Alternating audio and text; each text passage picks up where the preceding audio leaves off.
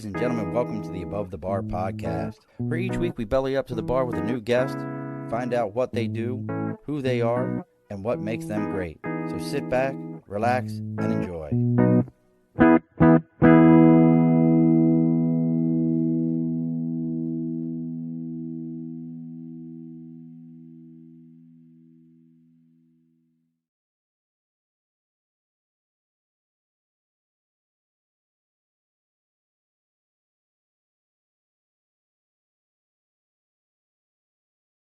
Zoom in.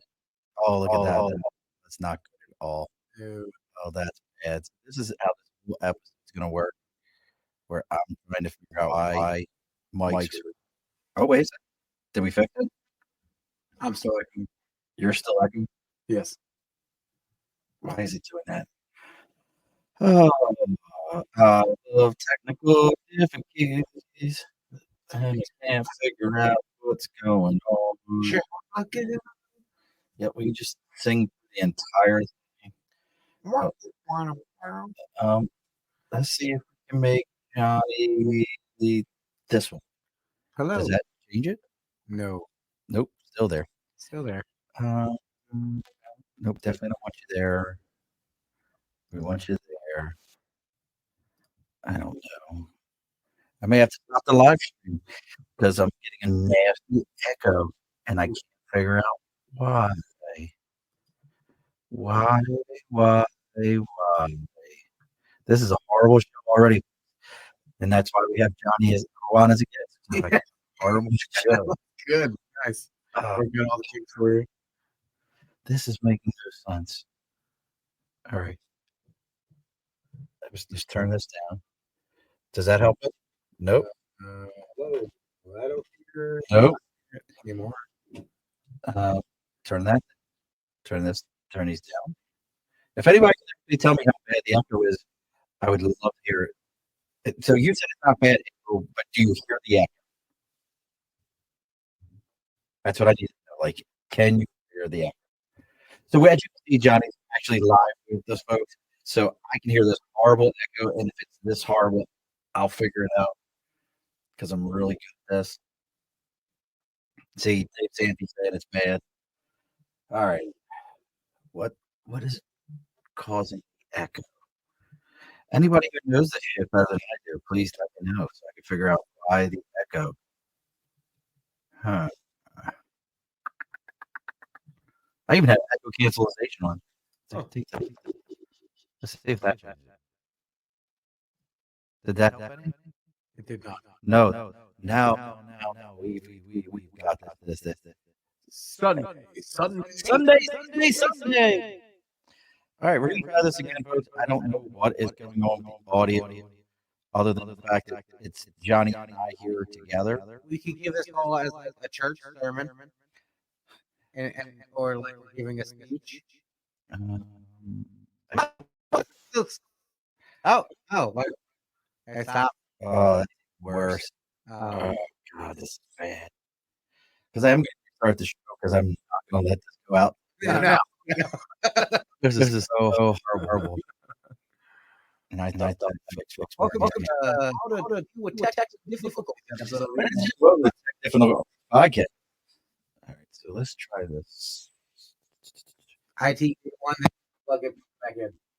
All right. Oh, You're talking through my. You're so damn loud.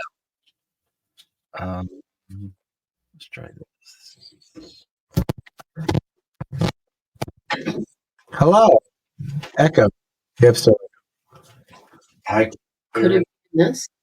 Could there be something in this? I thought the sounds off on this. Check it. Turn the mic off. You, I'm trying to figure this out. close your eyes. Oh, this is so bad. I swear. We look like a bunch of monkeys. I swear to you, I'm a professional. I walked in. April walked in confidently. I was like, "Oh, he's got this working locked." She's like a co-producer, and then she started taking pictures on her phone. Let me see. Any better? I'm getting such nasty. What do you mean, people? That's messed up. It has to do with the way the mics are Is it? feeding in. So, Yeah. I mean, mute this I mic just muted. Oh. and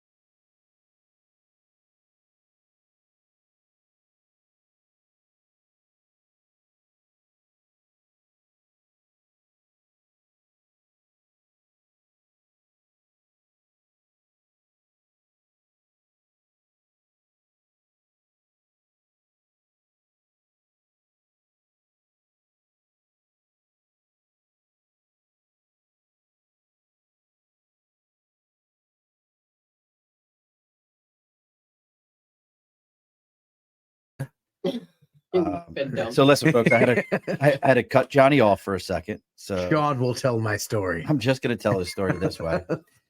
He's still in the room with me, so and we will try to get this figured out. I'll hand signal. He and that's what the worst part about it is they can hear you without a problem. Can they see me? Because the mic's still on, they cannot see you at all. I'm embarrassed. So you're throwing. He's I'm throwing throwing up up gang signs. like the worst kind. It was- Also, I only hung out with some bloods. They didn't. They just smoked weed with me and made fun all of me right. for being I will be fat. back Want when me I to get. switch cameras. I'm trying to. So, are you like cut that? What is wrong with you? This is why I don't let anyone podcast. This is the shit that goes down. This is the kind of stuff that goes on around here. So the only thing I would like to mention this is a cool studio. Thank I you. really like it in here. So we're gonna duplicate this again. I can switch cameras. It's not the camera, dear. I love. Is it both the mics being within close proximity? It's not. It's not both the mics being in close proximity. Because if you cut out one, it stops. It's not always paranoid. No, Nathan, but I can't figure out what I did here. All right. So here's what the power of Google, folks. Using StreamYard with It's two cameras. doing Shut up. Oh, so wow, it's auto pops up. In a room and getting echo. Let's see what Google says. How do I move the cameras? All right. I separate here. Oh, I love this shit. I do love that your logo looks like a chola. We can try that, but I don't think it's going to change everything. It's got mics. We are jumping here because we've got so it's funny because Neil's World of Tech Bite. Hey, guess what? That's actually one of the methods that we're going to be talking about today. All right, we're going to try to switch cameras, folks, see if that changes anything. I don't think it will, but Do you want we're him gonna to try get in your camera with you? No, that'll be the next move. So I know this is absolutely user error. Yesterday, No, maybe about this give me this exact cord. topic. So, but this particular way. Oh, this sucks. Craig in the group said, I've done this 100 times and didn't have this issue. Do you want me to hook it here or take it off? When's the last time you did it in person? A while. Yeah. So I've completely forgotten how to Yeah. do it, keep the echo from coming on. Normally, Nathan would tell me what I'm. I love how everyone's showing up like this is an absolute train wreck right now. You want me to- And I hope you're enjoying Can my. we unplug this now? Oh, hey, we got 3 more people now. Yeah, everybody's showing up, but Hey guys. so this is going to be one of those ones where I just talk to you and Johnny has to just talk through the mic. Hey, No, you want to send me the link and he just off my phone? well, that's going to be the next thing is you can go sit in the living room. Okay. Say, wait, Yeah. dude. It just doesn't make any sense. None whatsoever. So hold on. Is it working? Did I figure it out? No, that's okay. And then switch this camera. Echo. Echo. So He's doubled.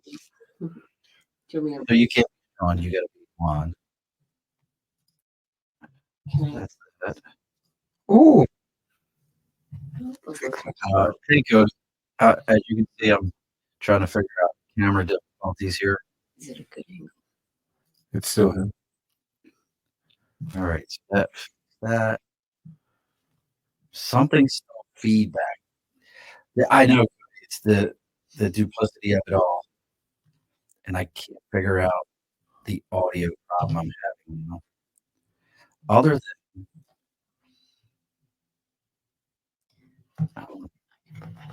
let me try this. Hold on.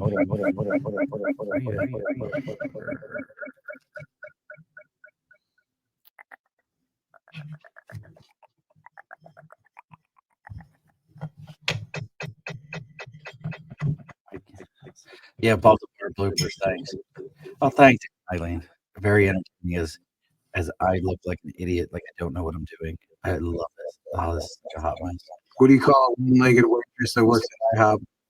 Eileen. Fuck, that's good. For those of you watching at home, April is behind the camera just pulling out random things to stack the camera. I found a weed. It has to do with the body. That might be yours. I'm so sure. Could be yours. Just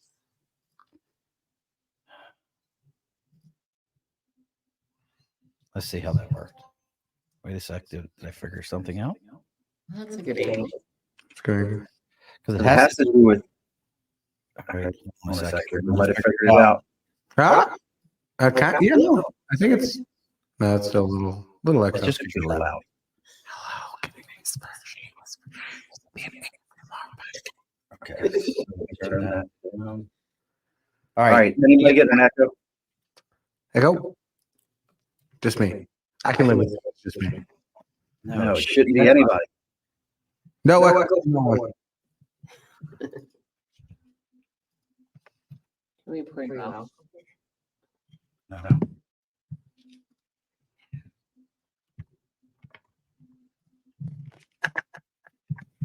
Guess you did. Mike. All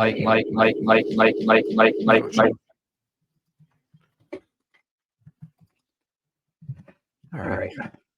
Go Give Johnny your phone and I'll send you the link. Go what? Go Go there. there, bro. Okay. Did you just mute this? Huh? Did you just mute it? Well, That's the thing is I've tried to mute his mic, and that's that's part of it. Like I'm muted right now. Talk, John. Johnny's talking. Still echo. So he's muted there. Something's picking up.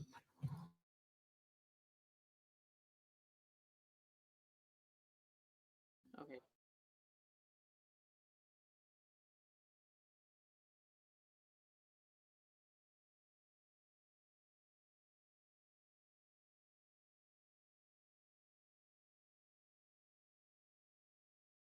Can I just unplug this and echo away?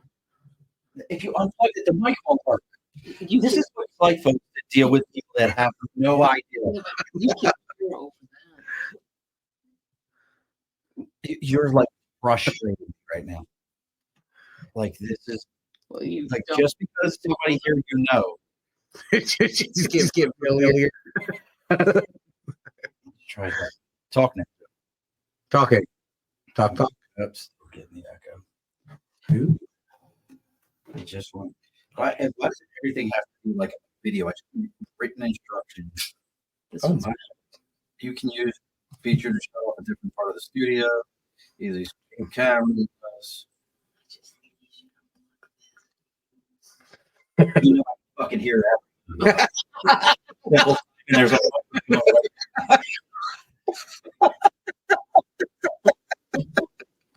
how does inside the video? Oh wait, they might put your feature. Hold on. this one. So click on this. No. I say, what is it telling me? Inside the studio, click present. That's fucking cool. Where is present? Present. Extra There's one on camera. here. What's the extra camera, you say? The show's gonna be over by the time of figures. Yeah. There's that. All right, talk, Johnny. Talking. Talk. All right. Looks like No more echo? No more echo? Hey. Put the good camera back on. There's Johnny. All right. See, we figured it out, folks. All right. Because StreamYard created a new link that I didn't know existed, and we figured it out. So here we go. Here, look. Shut up, Nathan. Fuck you, Nathan. I'm sorry. I love you, Where's Nathan. that I didn't other- mean that. Where's the other? I appreciate you. Where's the cord? I don't know. The You can camera give it to cord. me. Okay. You want me to get it? It would be absolutely a dream come true if you could see my wife play. All right, so we're gonna do this all over again. Here we go, folks. Watch. We're not cutting it off. This never happened. None of this ever happened. Ever. Who am I? Watch. Who are you? Watch. We're just meeting for.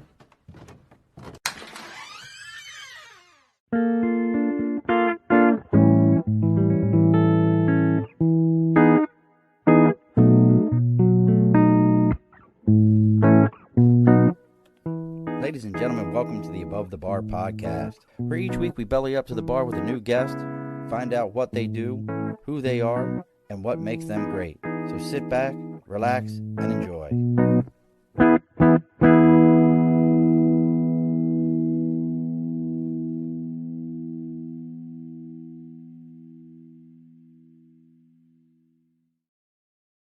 Alrighty, folks, welcome back to the Above the Bar podcast. As you can see, if you dealt with all the technical difficulties in the first few minutes, I'm not going to delete that out. I'm not going to cut it out. I didn't know StreamYard had actually finally fixed this problem and has a feature now for extra cameras. So joining us tonight, it's kind of an interesting one. We're kind of related, but not really, but in a little bit of a way. I like it when he refers to me as uncle because it makes me feel special. So joining us all the way from about less than 6 feet away from me. I almost called you by the wrong name. Yeah. Again. Like it's such a difficult process for me.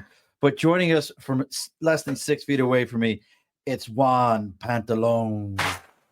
Thank you. Oh my God, all these people. Holy shit. Crazy. Look at that. So for those of you that dealt with the technical difficulties and you want to know how things work here on a podcast, that's real, that's live, that's how things work. So Juan's joining us tonight. We are talking about, did we not turn that camera back on? No, I think I'm still on this one. Yeah, you're still in the little one. Make sure when that thing pops up and says Mike, we hit Mike. Classic Sean, move with the wrong names. Hey. It does have the wrong name. Okay, here, wait a second. I got to fix his name. His name says Sean also. I am Sean. Now I am Sean. I am the Above the Bar podcast now. There, Juan. These are my cool comic books. Pantaleon. I like how he says Pantaleon because like it's fancy or something. That's literally how you say it. Pantaleon. Oh, you're like, oh, this guy wants to be fancy, pronounce his name right. All right. And then one last thing, and we'll have Juan all situated camera-wise. It is Juan Pantaleon. Juan, Or just Juan Pantaleon. stop extra camera, present extra camera. And then he's going to be on that one. Mhm. Share. Bang. 1,000 times better. You can see all his ugly. But so before we get too far into this and we get to talking to Juan, and we're going to learn how to get into comedy because today was an absolute joke as I tried to put this all together. Let's go ahead and get things situated. So as always, over my right shoulder, we got the big board for sticker and a cause. You got something you're supporting. Maybe you are a comedian. You've got stickers. You've got something going on. You can reach out to us on Facebook, LinkedIn, YouTube, Twitch, TikTok, Instagram, our Facebook, or excuse me, our TikTok is the Above the Bar podcast.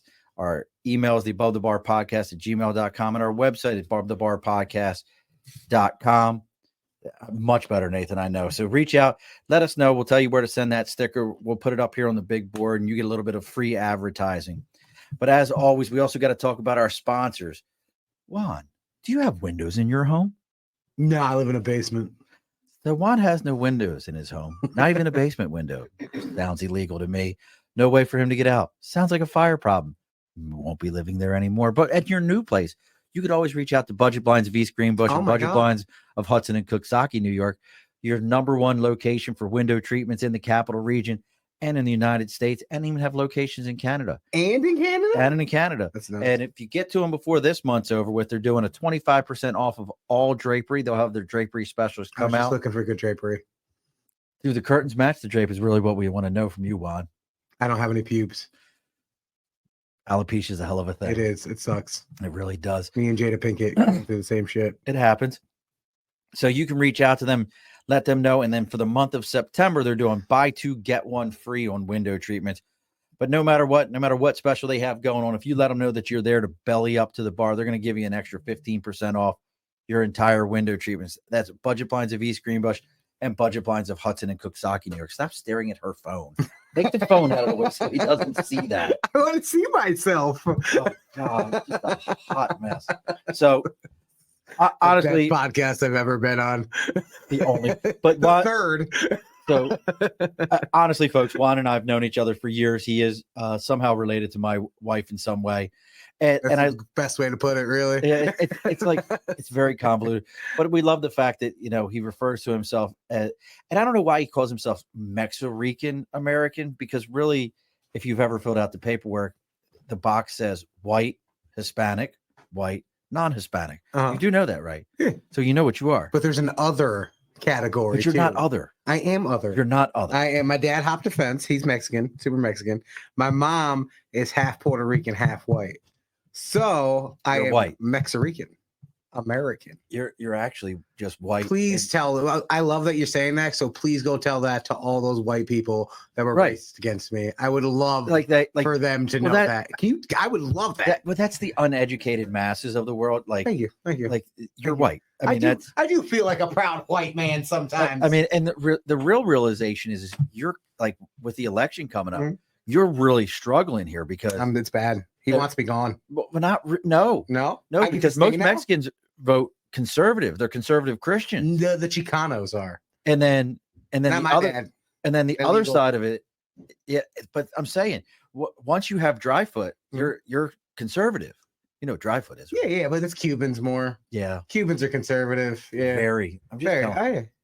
But so reason we asked Johnny to come on is, as I've known him since he got back up into the capital region, decided he was going to get into comedy, but he's truly put together a grassroots process from doing different things to, he's able to go to the Funny Bone here locally, get on stage, other locations reaching out and saying, hey, we'd love to have you on.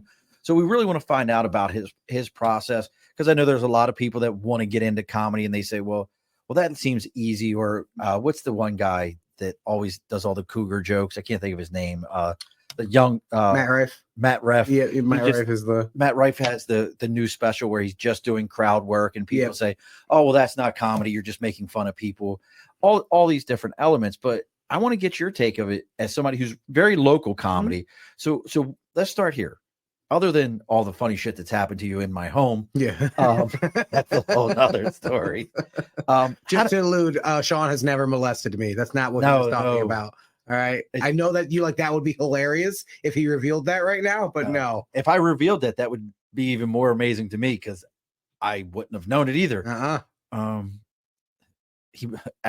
Little Al's watching. He broke our septic. So that's a whole nother thing. That's you pushed me to the septic, you piece of shit.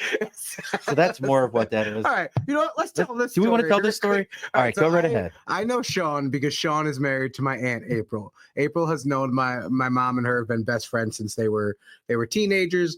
Me and her son shared Pampers and playpens and grew up together. That being said, and Alan, I hope you're listening. Oh, yeah. He's listening. He was a klepto growing up. He stole my my toy off of my 4th birthday party cake, stole my Yu-Gi-Oh cards, Pokemon cards, all that shit. Anyways, he was always getting me into shit I'm supposed to. But the one thing he did was literally one night we were outside of the house here, and I see him in the grass. It was dark. We were walking back from our friend's house, and he's in the grass. He's jumping around. I'm like, Alan, stop it. and he's pretending to be a dog. I don't know what the fuck he's doing. And I'm like, Alan, stop it. And he jumps up and he pushes me, and I take 2 steps back and I fall about 5 feet into the ground where the septic was dug up. Thank God there was a board over the septic. I'm 14. I'm a big kid at the time too, so I hit that shit hard. Plow. And then I got up, and then to this day, April's like, "You broke my septic." I'm like, "My back is still damaged." Alan tried to blame it on the dog.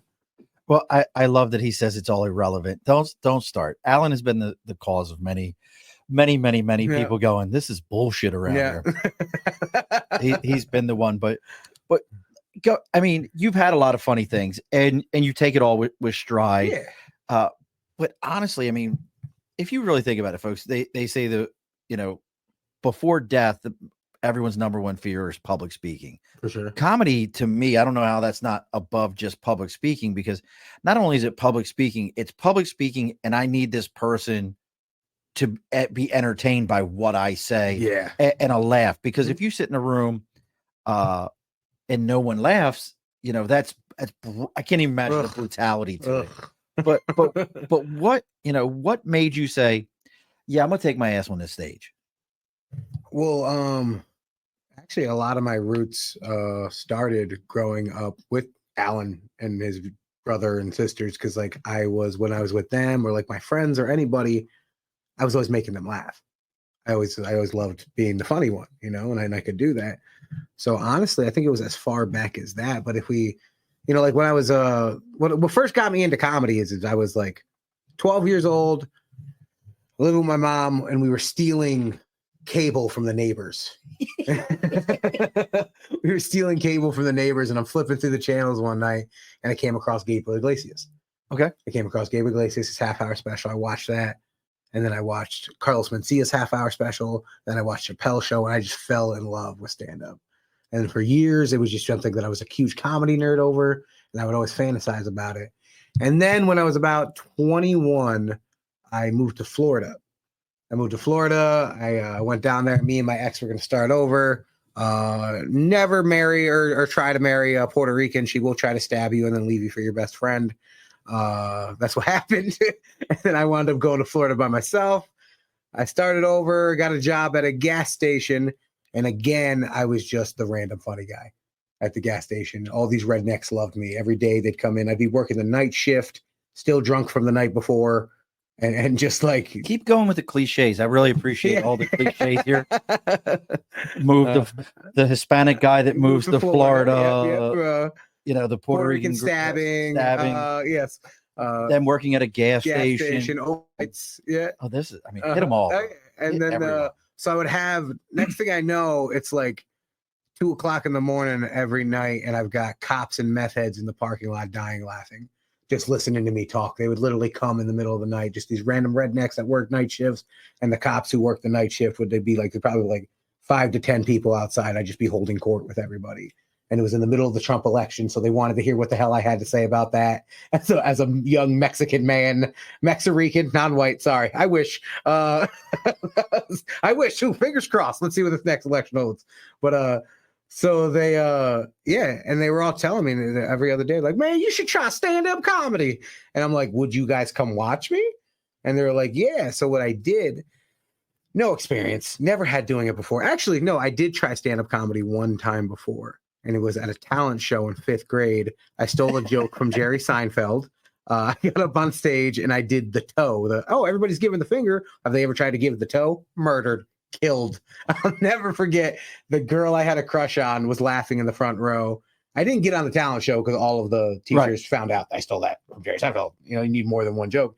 And then kids called me out for stealing. And then, so I never tried it again until I was 24 years old, living in Florida. And these rednecks love me, and I decided I was going to do it. So I made a bunch of flyers. I got my my girlfriend at the time. She was an incredible artist, but a terrible whore.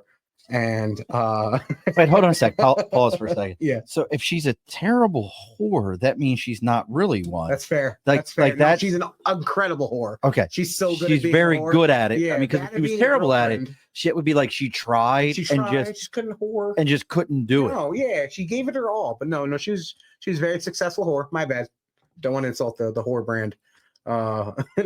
She drew up a caricature of me, and I actually got it here on my Facebook. Let me see if I can pull it up. But I made a flyer of myself, and I advertised myself as the Circle K guy because that's what everybody knew me as, Okay. the Circle K guy. And I said he's gonna try stand-up comedy. Come watch him. And I lived above this bar. I went downstairs. I was like, hey, can I do a stand-up show here? And they're like, yeah, if you get people in here. So I made this flyer, put it around town, and on my first night there, 60 people from around town showed up to come watch me. And I did 24 minutes, which I had no business doing. I was just having fun. I was just out there destroying everything. I had written a bunch of stuff weeks before. I rehearsed it in my head and to my two buddies and my dog in my living room. And then I just went out there and I winged it. And I swear to God, I had an out-of-body experience. And I completely blacked out, and I could like see myself. And you were just going. And I was just going and going. And it was like the laughter just kept me going. And then I literally like came back to, and I got off what was just I call it the stage, but it was just the area in front of the pool table with the little karaoke mic I had. And I just like came back to, my buddy was like, let me buy you a drink. And I was like, I want to do that forever. And it was the best feeling I've ever had in my entire life. I've been chasing that dragon ever since. I was about to say, so I mean, now you're out there and you're trying to 6 years later, August 18th was 6 years actually of me doing comedy. Yeah, stand-up. And now I have gone from performing in front of pool tables at random redneck bars in the middle of East Bumfuck, Egypt, to performing at the Albany Funny Bone and the Saratoga Comedy Works and the Syracuse Funny Bone and places in Mass. And I'm getting down to the city. I'm opening up for Big J Okerson. I've opened up for Miss Pat, SNL alumni. I've opened up for a lot of different people and hosted and featured at these clubs. And I swear to God, like every step closer to my dream. talking to Mike. Every step closer to my dream every day. It's I don't want to do anything but this, man. For a guy who stands on stage, you should know that you have to talk into the mic and throw that out there. For a guy that does podcasts, you know how to kill momentum. All right. I know that's my job. Well, I want to take it back for a moment because here's the thing, folks. If you're finding me through Johnny or Johnny through me, please take a moment and look him up. You can find him online as at Juan Pantaleon _ Juan Pantaleon. No, it's at Johnny Pants. Oh, excuse me. At Johnny Pants. Johnny Pants with a Z _ My last name is Pantaleon. I'm completely aware that it sounds like pantalones. I've heard it my whole life. Yes. So I just fucking he sucks it up and just deals with it. Yeah. And look, if for those of you that are watching us, if you're finding me through Johnny or Johnny through me or Juan through me, I got it. Fucking is. I can't. And don't start, Cody. I have a different relationship there. But if you're finding me through Juan or Juan through me, do me a favor, give this a like, share, follow, share it out to every spot you got. That's how his comedy grows. That's how this show grows. Truly, that's the process here. So you go through and you're doing these things. You have one great show down there at a local bar. Mm-hmm. And then here you are, you're back up in the capital region. I did it for 2 years in Florida. Okay, so for 2 years you were down there. 2 years I was down there. They did a once-a-month show every month for about a year. Same place? Same place. So you kind of now let me ask this question. Did you kind of set that tone where they were like, hey, this brought 60 people into the house. We should do this all the time. Literally, they asked me if I could do it every week. And I said, no way. I can't do this every week. It was the first time I ever did it. Right. I said, let me do it once a month. So I started doing it once a month, just me, for about 3 months. And that started to get old. Right. Because I was, didn't know what the hell I was doing. And the material, you got to come up with new material, of course. And I'm almost to it. Yeah, here it is. Here is from the very first. No one can see that. It's very bright. You can see the picture. Oh, now I can see it. Yep. Yeah, that's a cool very picture. First flyer ever made at the Gator Grill, Gators of Umatilla. But yeah, we started doing that once a month for about 3 months. And then I met like a local guy who was part of like the urban scene, and he did it. And then one town over, there was a stand-up comedian from Orlando putting on a show.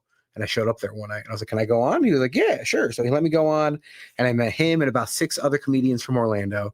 And I told them about my room, and they were like, yeah, hell yeah, we'll come perform. And then I put on a show, and they loved it, and the crowd loved them.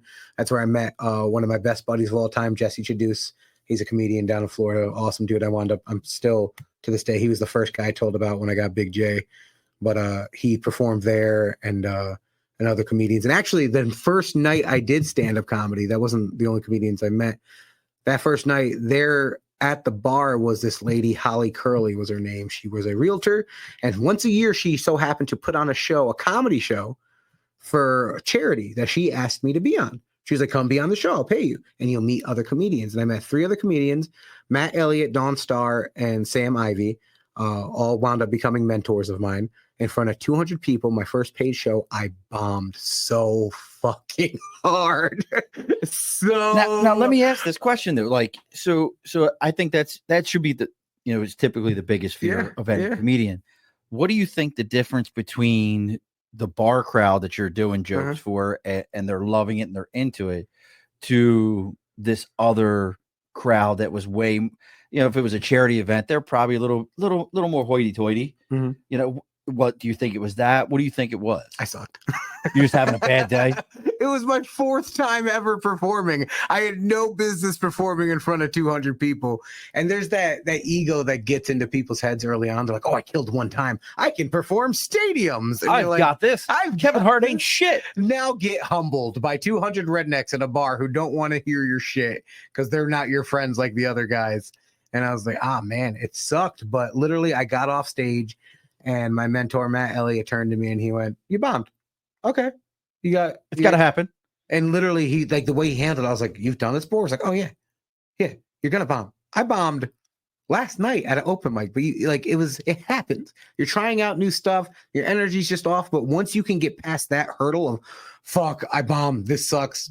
I'm going to do it again. It's the people that go, I'm never going to do this again, that never make anything of themselves. And they can't handle it. They're not built for, the disappointment that's going to come.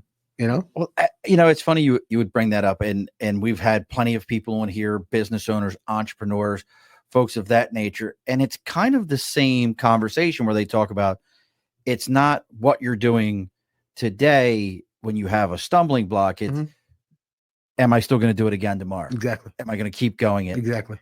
And for you, I mean, you've talked about how these things happen. When you came back up, like, so again, 2 years down in Florida. 2 years down in Florida. You've established yourself. You're somebody in that Orlando scene of comedy. Of my own scene. I was outside Orlando more bringing people, but yes. Okay. Keep going ahead and interrupting me. Going ahead. But nonetheless, but you've got this whole kind of place for yourself. Again, you decide to ruffle the feathers. I'm going to come up to the capital region. What was it like coming up into Albany and kind of trying to be like, hey, I do comedy? Was it a warm reception, or was it people like, listen here, kid, this is capital region of Albany. You're not one of us. Before I came back, I touched roots in Orlando and Tampa. So I had already gotten, oh, that's awesome. Yeah, I was going to point that out. Yeah. You got the big one. That's crazy. I don't have the ones that big. Yeah, that's what she said. This guy should be doing stand-up comedy. That's oh my god. That's why I'm here on a microphone. That's why. Yeah. Know my place. So you come back up here. You hit the Miami. I came back. I hit the Tampa and the Orlando scene, so I had a taste of what a comedy scene already was. Because I was bringing people to myself in Lake County from those places, and then I started going to Tampa. So I had like the already being the outcast, the bombing in front of people and them not taking you seriously, not knowing when this whole time you're like, I'm capable of this. They just haven't seen it yet. And they're not getting booked. So I had a taste of that already. So when I came up here, I was 2 years seasoned. I had some material. I had already been on a couple shows around here I did some burlesque variety shows when I first came up here. Were you taking your top off? I was taking my top off and twirling my nipples around. Sounds like comedy to me. It's hilarious. Ladies and gentlemen, get that money together. Coming to the stage.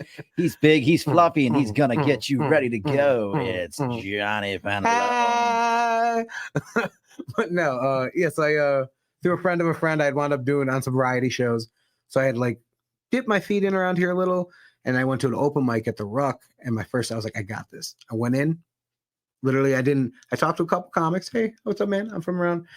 And hey guys. Then, hey guys, hey, just me. I'm just a comic. Yes, just stop by here. Stop by. What is this? Oh, I absolutely destroyed that crowd. Look at me. Yeah. And I did. I went out there. I murdered 5 minutes.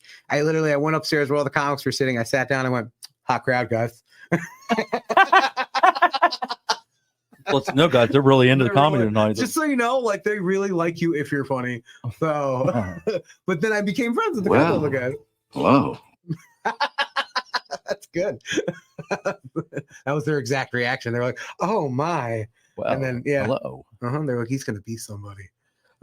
So and real quick, Rusty Nail or Ruck for wings, real quick. Rusty Nail or Ruck? I haven't been to the Rusty Nail yet. Oh, okay. Yeah. Moving on. But I say 41 Sports Bar. I don't even know where that is. No, 41. It's in Berg. There. Oh, They won Wing Wars 5 years in a row, bro. That's 4. That's that's 5. a 4. Yep.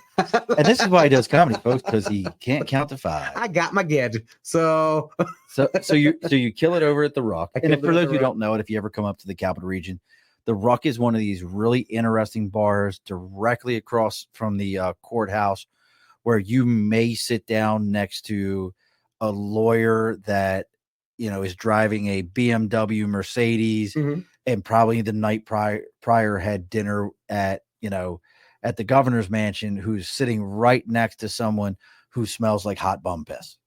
you might do the lawyer, but you're definitely gonna get the hot bumpus. Yeah, like That's guaranteed. Yep. And Crystal popped up. She says, "Wow, Alan, way to bring up the septic." She says the Ruck has the best wings. Crystal, I have to take you up to wait a sec. How do you know who has the best wings? You're a vegetarian. She actually got me to try their vegan wings, which are pretty They have good. vegan They have wings. seitan wings. I like them. She got me to Satan try wing. They have Satan wings. Satan wings. Hail Satan. That's and, what we're talking about, and you they- evil vegans.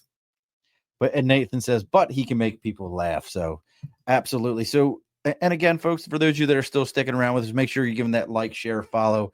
It may sound cliche, but it really does help all It of does. us out. Johnny Pants with a Z. So you get on that scene, you do well. When does it turn into, because like I've seen you local Mhm, bars and different places that like to have comedy nights. When does it turn into a situation? My brother, Justin said, "What the hell is a vegan wing?" That's what I just That's what said. exactly. Not American. Justin. That's what it is, Justin. That is like a product that they put hot sauce on.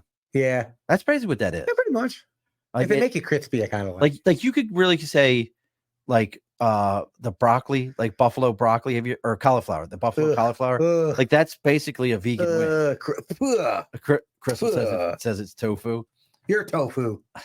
But so where do we get into, and we are going to get into like his process of writing the jokes here in a little bit, folks. But where does it go to a point where you're like, okay, I need to go? I mean, we've had a couple of comedy clubs around here just shut down. Yeah. What's the one that used to be next to the hospital? Gosh, there used to be one right there in Albany next to the hospital. April would know. It's where actually we got engaged at. I can't think of the Was name. it really? Yeah, it was right there. It's a Dunkin' Donuts now. I don't know. Next to the I've never. When I came here, it was just the Comedy Works and the Funny Bone. yeah, there used to be, she'll have to remember. I can't think of the name of it. But so how can you call that? Nathan says, how my brother says, I agree with that. And Nathan says, how can you call that a wing?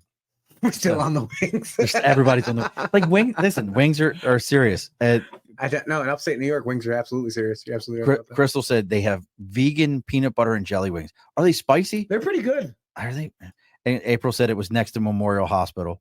There used to be a comedy, like where that Dunkin' Donuts is right there. That's great. That was a comedy club, and it used to be a comedy club that almost kind of toured. It was in the hotel that's on Central, one of the hotels that's on Central Ave. They used to do stuff, and then they moved it around. And last, real quick, Crystal says, "Laugh my ass off. It's all we have to hold on to. Can't knock it till you try." I would try a peanut butter and jelly wing, but it's really got to have a little. I expect some spice out of it. Like I don't expect to eat a wing. Like I don't like people get the garlic. Doesn't it defeat the purpose of peanut butter and jelly? No, you got to have a little bite. Like Well, it's like when people do the like saltiness at least. Like, yeah, I don't see that drives me absolutely nuts. Hi, folks. Welcome to Food Hour with Sean and Juan. As we talk about nothing else but fat kid stuff. I'm here for it. But see, it's funny you talk about that. So I can't stand when places mistake spicy and salty. Like you go I and was just trying to speak white people. but that drives me. I Listen to me. First off, I was- I make chicharron. I make chicharron. I jai. Say, hold on, like Lo siento, papi. bien. But no, like I can't tell you like how many times I've been to a place and they're like, Mhm. we have spicy, and you bite into it and you're like, nope, you have salty. And currently I just dehydrated by eating one of your wings. Unless my head's sweating, like I don't. Yeah. It's not hot. So so you're now moving into well-established, like people know what the Funny Bone is. That is a well-established national comedy club They've been around for a long time. Mhm. I have to introduce you a buddy of mine, Scott. He actually used to own the largest comedy club in LA for the longest time. He was actually in what was the guy's name? He just recently passed away. He was the everybody referred to him as America's Dad. Not Saved by the Bell. What was it? The name of the show? They just Bob brought Saget. Bob Saget. Yeah. He was actually in Bob Saget's wedding. He was one of the best, one of the Wow. groomsmen in Bob Saget's wedding. That's crazy. But nonetheless, moving on. And he can tell you about different comedy and me introduce you people. I have to remember that. I didn't think about that till just now, but I fucked you. I'm sorry. Sorry, screwed you on that one. Okay. But what I was thinking though is, going into these well-established places, not open mics, not the Rock Bar, like you're going into a place that guys like Big J, who you just opened for and did that whole thing. Those kind of folks they're looking for legit talent. They're not looking for Joe Shit the rag man who's just walking in Exactly. off the street. How do you build that repertoire? What is that process? Is it something like you see in the movies where they're like, it's the stripper who's like a Tuesday at like 2 PM. All right, sweetheart, go ahead and strip for me. Is it like you go and you're trying to do a couple of jokes? How does that work? There's a couple different routes you can take. I'll tell you the one that I took, which is when I got back up here, I fell in with the scene. I made some friends, made a couple enemies, as you will anywhere. And then right when I felt like I was right before like there was going to be a new Clash at the Comics, they do that every year, at least once a year at the Funny Bone, where it's just like a bringer competition, and then you maybe get seen there, maybe not. We'll get to that. But right before that was about to happen, COVID shut everything down. Just shit on everything. Shit on the entire world and everything. So there goes comedy. And so now we're just trying to survive. But then I was like, I don't want to stop doing comedy. So we started doing backyard shows. Where people were separated and we were outside. And those backyard shows got really popular. They got really popular. We had a lot of people showing up to them, a lot of comedians pawning to get on them. And then, as we started coming out of COVID and getting to bars, the people that I started putting on shows started putting me on their shows. And then I started doing shows in bars. And then before I knew it, I was the top producer in Albany. And Now, what does that mean when you say top producer? Top producer, meaning that I produced the best and most shows at bars. Like I had Susie's lockdown, I had 217 lockdown, and I had McCaddy's lockdown. And then we would do shows at the Madison Theater when that was still open. We would do shows there regularly. Actually, me and a friend of mine, my friend Miti Padani, co-produced the roast of Andrew Cuomo we did there back when the whole Cuomo thing. We raised $1,500 for Rain. It was one of the best productions. I think the best production we've ever done. Where literally I directed the whole thing. I helped write it. We had comedians come on as different characters and roast like a Deus style. We had somebody play Andrew Cuomo. We had one buddy was Obama. Hillary was there. Oh, that's cool. Let's see. Joe was there. Biden was there. We had AOC. And then we had Elizabeth Warren and Ted Cruz. Everybody, that was the whole day. And it was amazing. It went off without a flaw.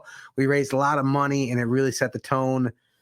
And then around that time, I'm like, I'd gotten onto the Funny Bone Clash of the Comics. After doing that and producing and making connections, I created the Facebook page for Albany Comedy. Follow Albany Comedy on Instagram and Facebook page.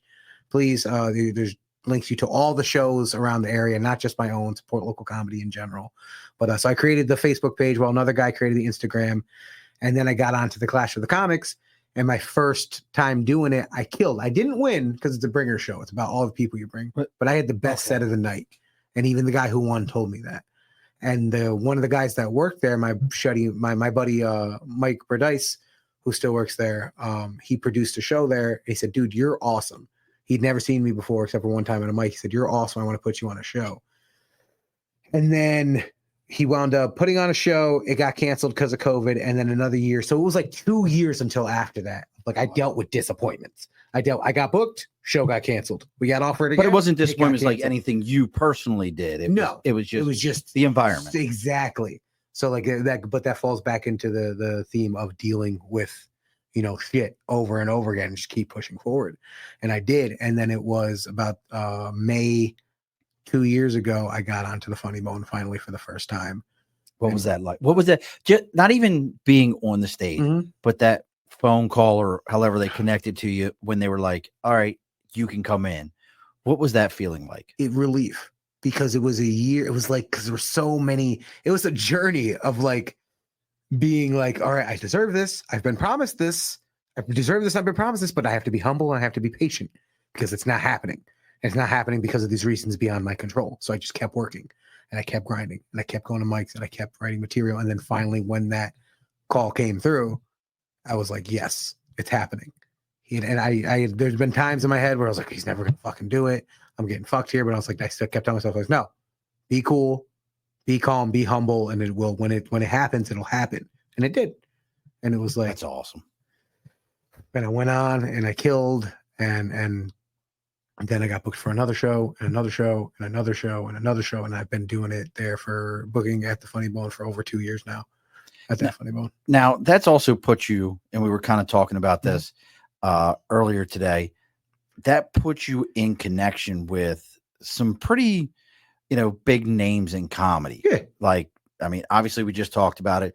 I didn't get invited. I didn't get a personal invitation. Not that I'm anybody, only in the top 5 podcasts in the entire world. Whoa, they're up with Joe Rogan? No, he would be in the 1%. Yeah, I'm in the 5%. The 5.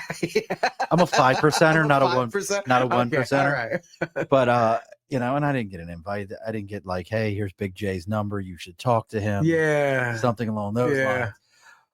Not saying I'm bitter or nothing like that. These things just happen, but just always keep in mind. I got tiger blood, man. Was that Charlie Sheen? I love Charlie Sheen.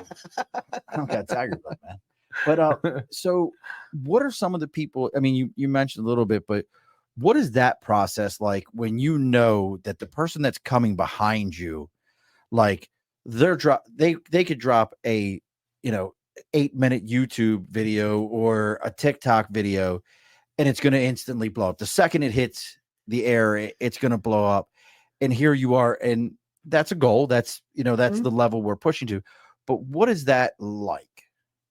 Watching people get past me? No, not get past you. But when you have to come up on stage and know that, like, hey, I need to make these people laugh because I'm warming up the crowd for this person, but knowing that, fuck, man, there's a monster behind me, and I've got to perform at that level. Like, performance anxiety. You're used to that. I mean, what was that? What is that feeling like?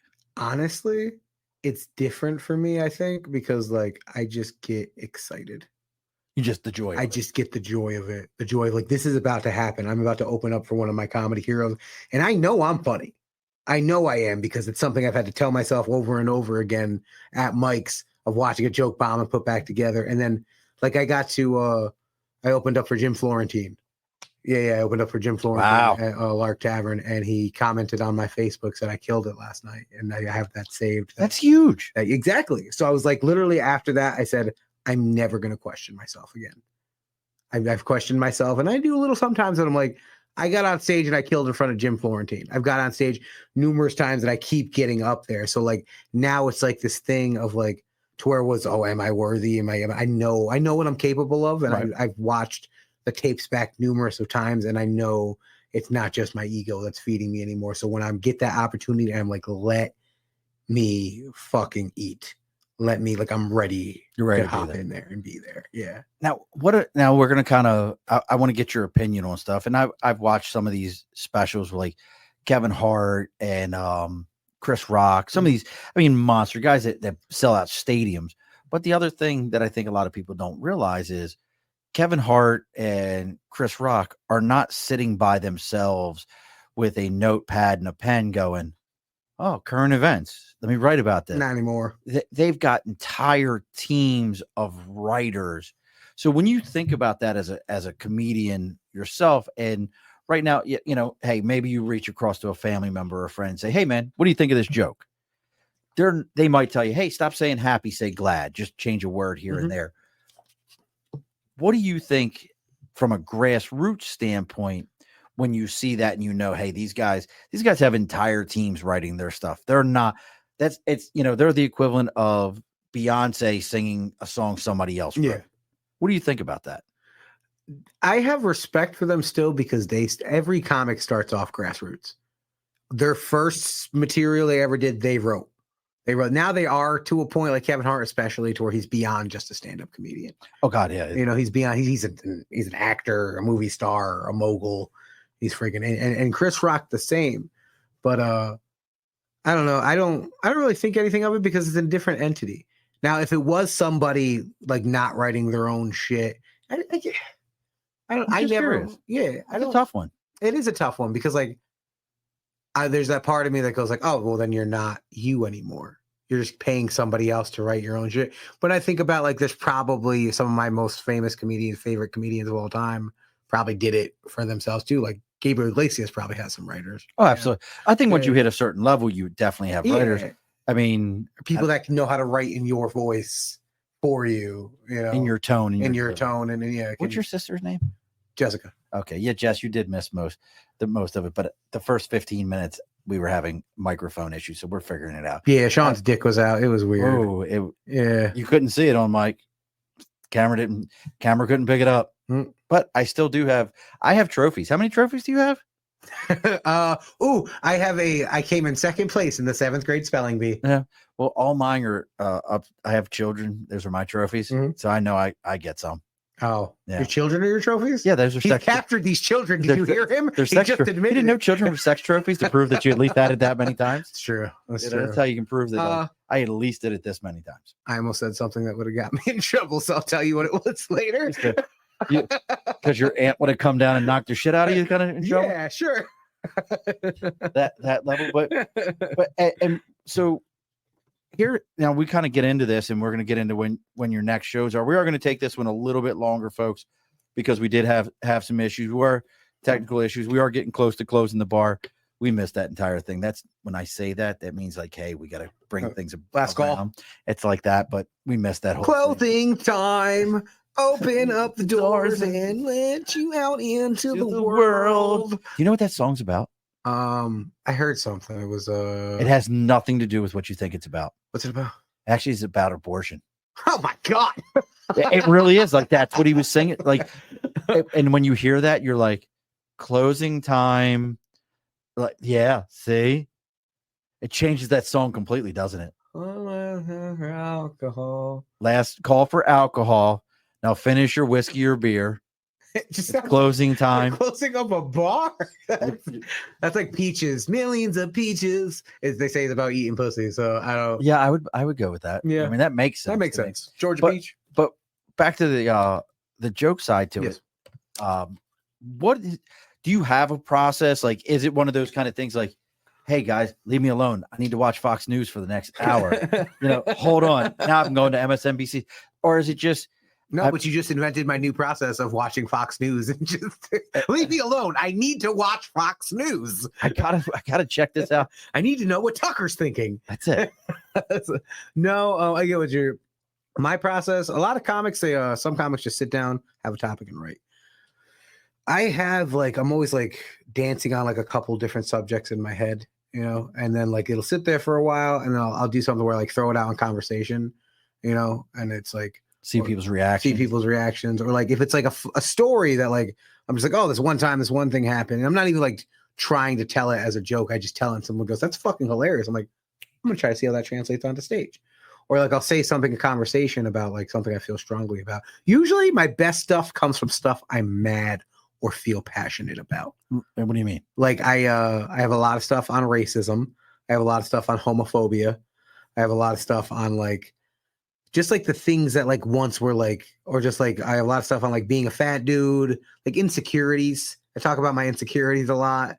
All I can think of just now was like, let me tell you a story about how as a fat gay Mexican, how my life goes. It's my one-man show. You can catch me in The Juan and Only, a young boy's story of survival. Well, your sister just said, "Follow Me" by Uncle Kracker is supposedly about heroin. I sang it in the 8th grade for a competition. Yep, Uncle. That is what that song's about. Yeah, but it's also by Uncle Kracker. So. It's by Uncle Kracker, but Uncle I knew what she was going with it. But his name is Uncle Kracker. Of course, he does heroin. So, So those are the things that you push for now, and you just draw from that. I draw from that, and then when I sit down, I put pen to paper, and I just train of thought.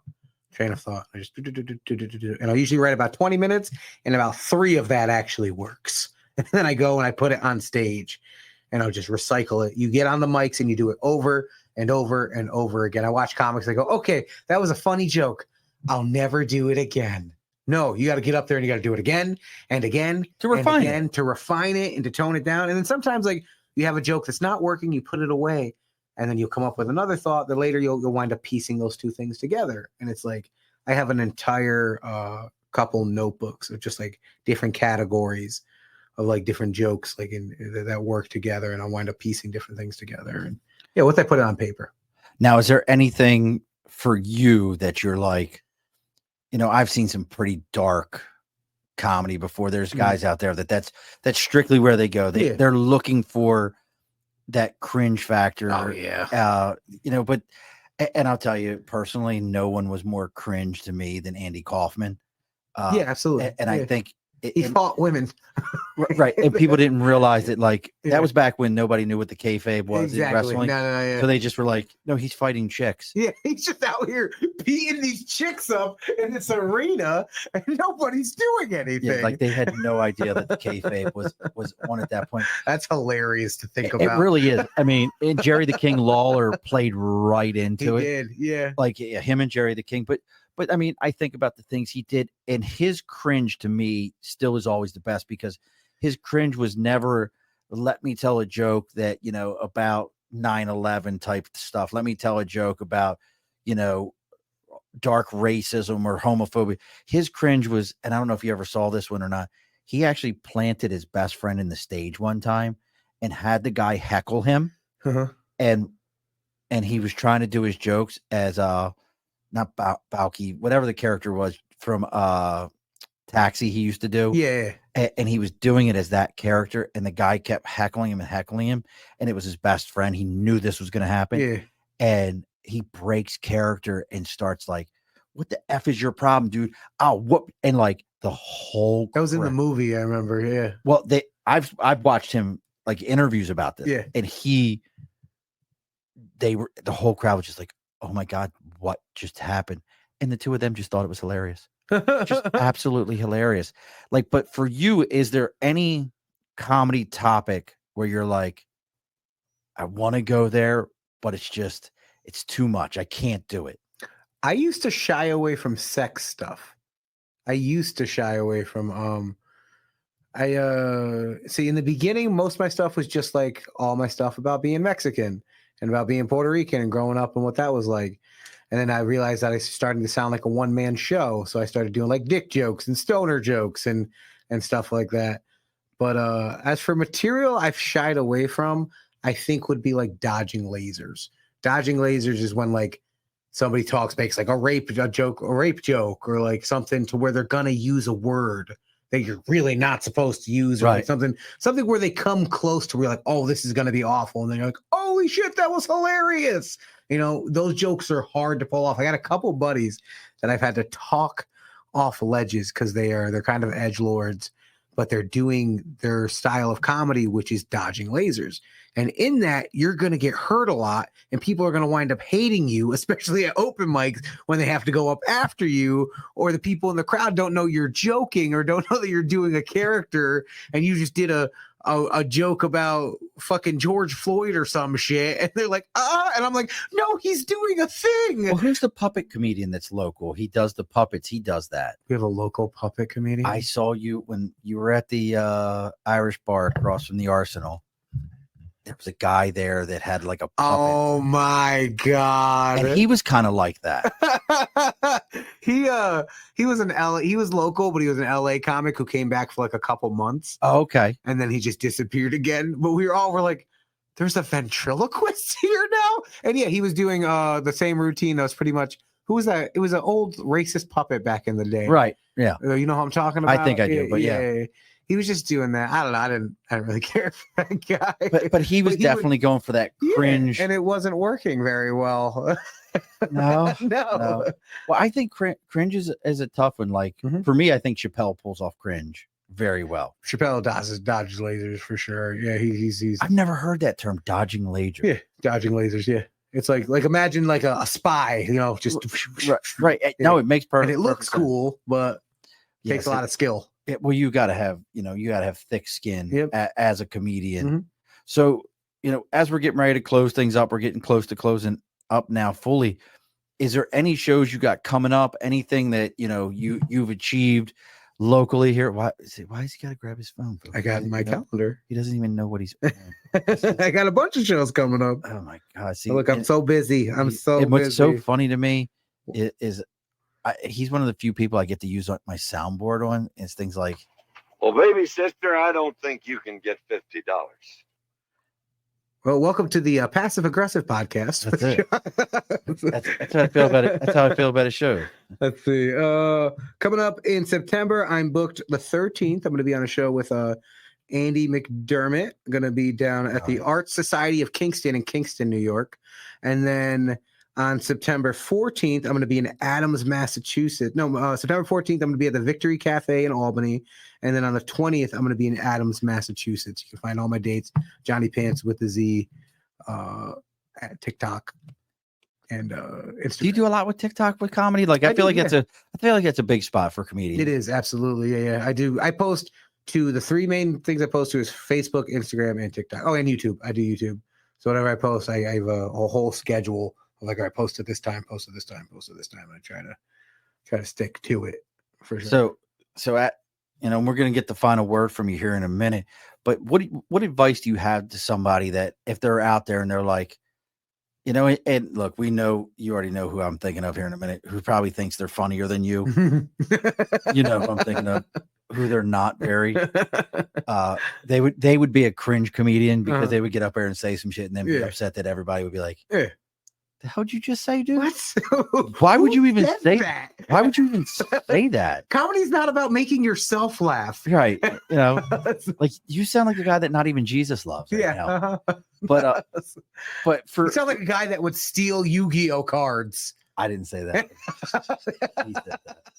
But understanding what you've got coming up and the things that you've got going on for somebody who's like in your situation, who's like, hey, I'm looking to get into comedy. What would you say to that person? Get on stage. This is my ex bought me a cameo from Robert Kelly, one of my favorite comedians. And she said, hey, please just give him advice about comedy. And all he said was get on stage, get on stage, get on stage, get on stage, get on stage, get on stage, get on stage, get on stage. Literally find an open mic, get up there, get on the mic, bomb, do it again. Learn to kill, learn to write a joke, learn to literally, there's so many different, look up Secrets of Stand-Up on YouTube by Rich Williams. He's a local comic who wound up becoming very successful.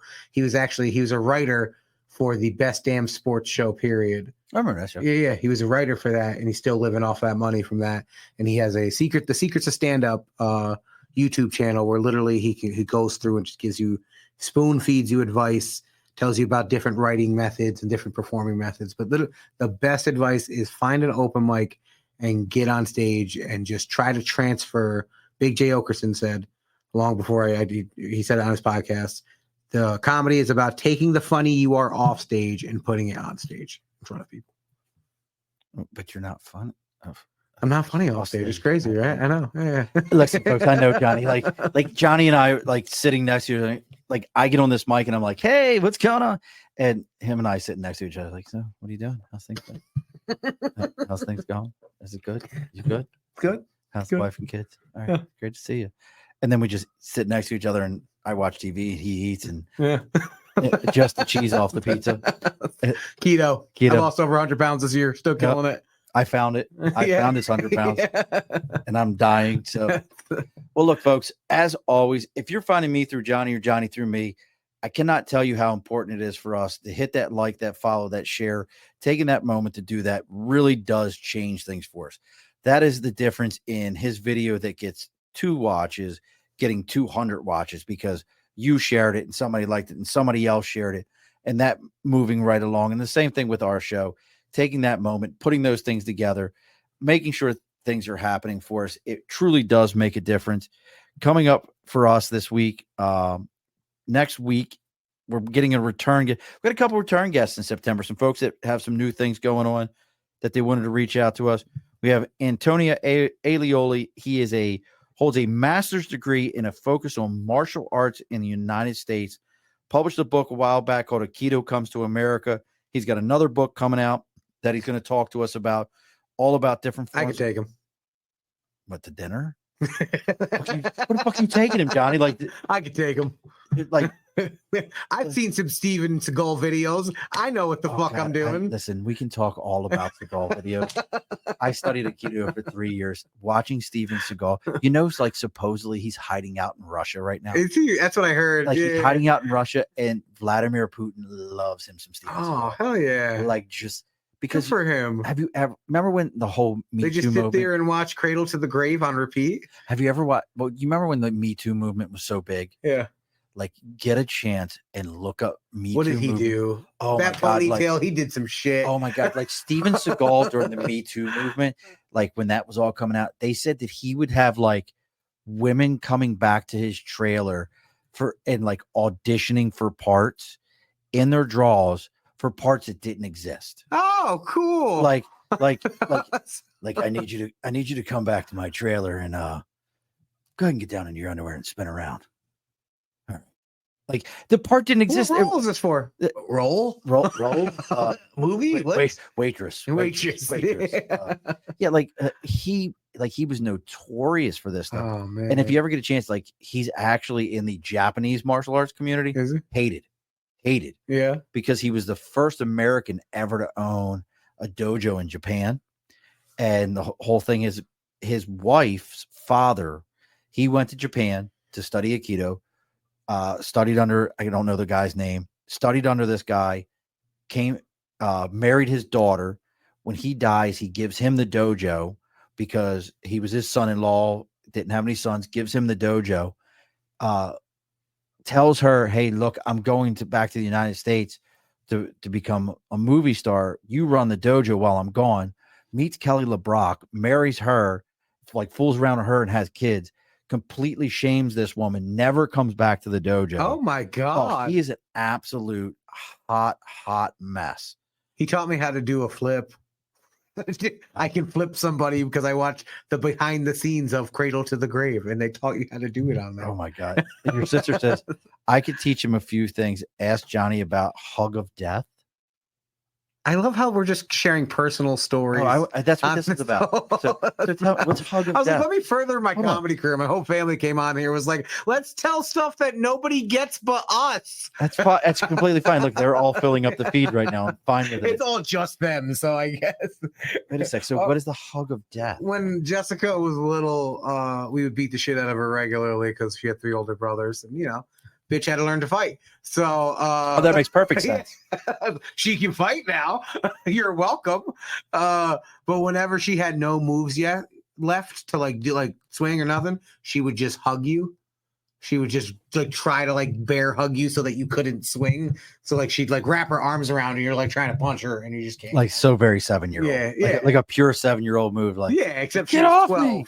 So except she was 12. Yeah. That's great. So, well, look, folks, make sure you're checking out what Johnny's got going on, seeing his shows. Check us out next week. Now, I know you said you binge watched what I got to look and see. We're at 240 or something, whatever we're up to podcast. We've done 240 some episodes. Really? Yeah, we've done a lot. 4 years of doing this every Wednesday. I've missed a handful of Wednesdays. Oh, I just figured it out but we got to figure out this year. So Christmas falls on a Wednesday and New Year's falls on a Wednesday this year. So I don't know. Maybe pre-record and then put it out.